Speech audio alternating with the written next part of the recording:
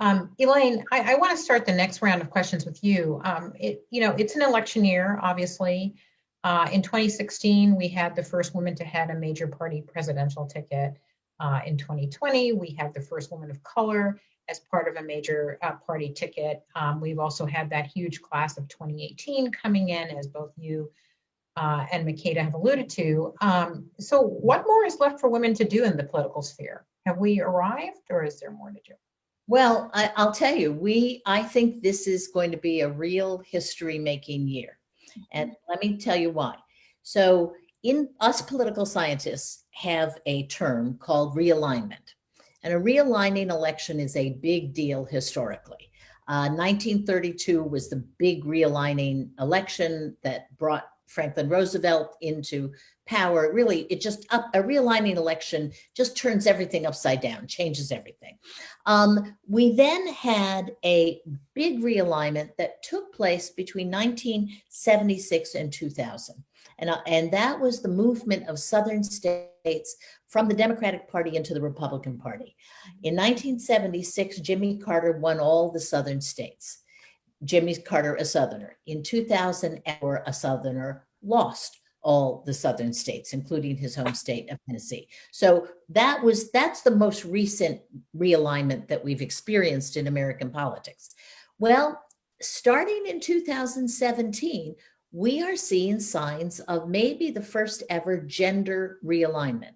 And I want to credit my colleague and my former partner in crime in politics, Morley Cut, who's been writing about this for our FixGov blog. And this gender realignment is fascinating. So, of course, we remember in 2017, the March on Washington and the huge women's march that happened right after the inauguration. We then saw, however, more significantly in the races that took place in 2017, the Alabama Senate race, which turned that seat to a Democratic seat for the first time ever, and then the off-year elections, particularly the Virginia governor's race, we saw lopsided votes for women going to the Democratic Party. We had not seen this in 2016. 2016, the women's votes for Hillary were basically offset by the men's votes for Trump. We didn't have that big of a shift. We then go into 2018, where we had a 23-point gender gap.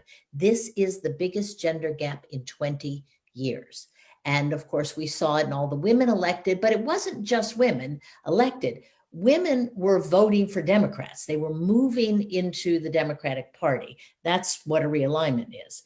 2019, we saw a lot of special elections. And again, we saw this lopsided behavior of women voting Democratic, not men. And then looking ahead, looking at some of the key Senate races this year, if you look at North Carolina, the Democratic, there's a gender gap, a fairly substantial gender gap in the North Carolina race in favor of the Democrat. In Arizona, there's a substantial gender gap in favor of the Democrat, even though the Republican is a woman and the Democrat is a man. And of course, Trump's approval ratings are only 38% among women, and they are 57% among men. So we're seeing something is happening here.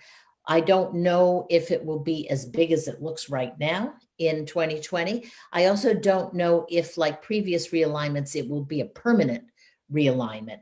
But this is maybe the biggest movement we've seen demographically in many, many years, ever since African Americans moved from being Republicans to being solidly Democratic. We've got the same thing is going on with women now, and it's quite amazing.